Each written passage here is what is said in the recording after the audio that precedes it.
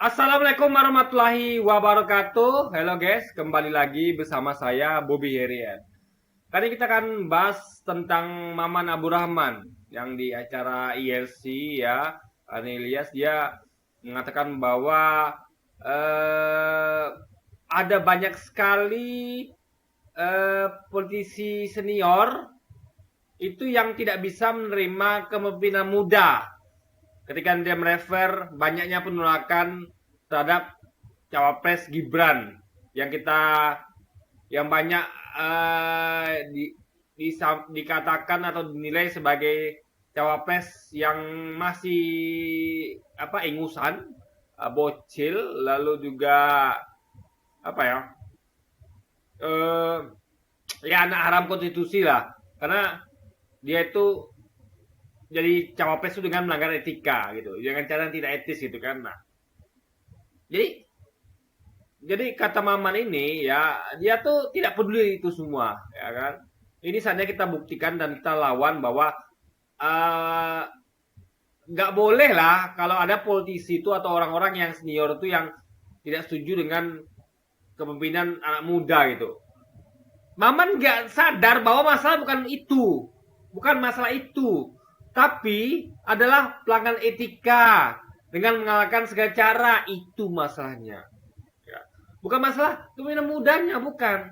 Itu di tim Amin, Cak Emin itu, Anissa Imin itu banyak yang anak muda di sana, ya. Juga di kubunya 03 juga anak muda juga banyak di sana gitu. Yang mendukung dan juga ikut berperan dalam tim sesnya dari 01 dan 03. Jadi masalah bukan di situ. Jadi masalahnya adalah caranya itu yang tidak etis. Jadi melabrak aturan, merubah aturan gitu, mengangkangi aturan gitu kan. Makanya disebut sebagai anak haram konstitusi. Jadi gini, jalur jadi membawa anak muda, bahwa sudah saatnya anak muda melawan. Justru sebaliknya, anak muda itu resah dengan ketika ada sekelompok anak muda lainnya yang mendapatkan fasilitas pekerjaan atau apapun itu, jabatan, dengan adanya orang dalam, ordal. Jadi ketika anak muda ini melamar kerja, yang anak muda yang berprestasi, yang dia tuh cerdas, punya kepintaran dan punya pengalaman yang lebih, tapi dikalahkan oleh orang dalam, ordal. Jadi karena adanya pelanggaran etika, yaitu orang dalam yang mentang-mentang punya koneksi orang dalam, lalu orang-orang yang kalah secara prestasi intelektual ini, pengalaman yang dipilih untuk masuk kerja, untuk diterima kerja atau dapatkan naik jabatan tertentu, itu buat banyak anak muda kesal. Cara itu kesal. Ini bukan masalah anak mudanya.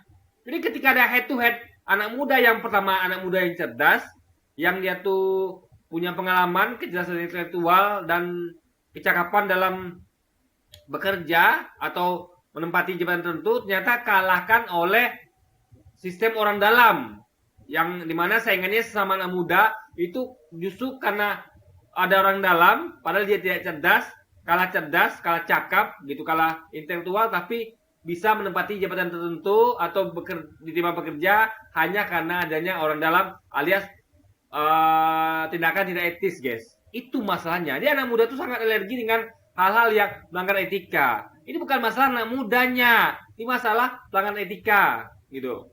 Kalau Gibran melaju jadi cawapres dengan cara yang baik, dengan cara yang tidak melanggar etika, anak muda akan mendukung Gibran.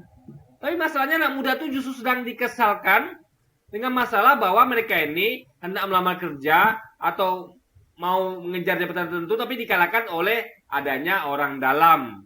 Itu masalahnya, guys.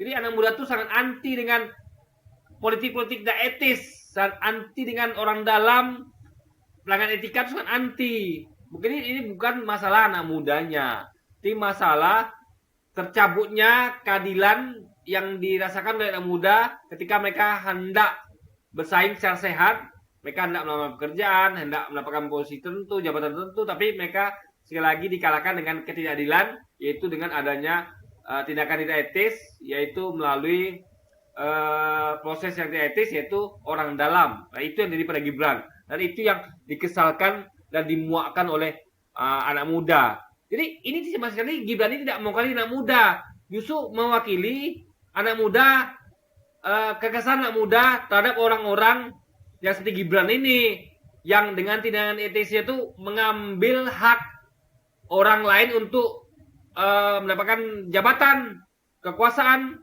atau pekerjaan, guys. Itu masalahnya yang tidak dipahami oleh Maman Abdurrahman. Jadi Maman Abdurrahman ini gagal dalam melihat hal itu, gitu. Jadi dia mengesampingkan semua etika, yang penting anak muda maju. Anak muda itu tidak mau seperti itu. Anak muda itu mau bersaing dengan sehat, maju dengan adil, dengan tanpa orang dalam, tapi dengan persaingan sehat, yaitu dengan adu intelektual, adu kejelasan, dan adu kecakapan dalam bekerja maupun mendapatkan posisi jabatan tertentu.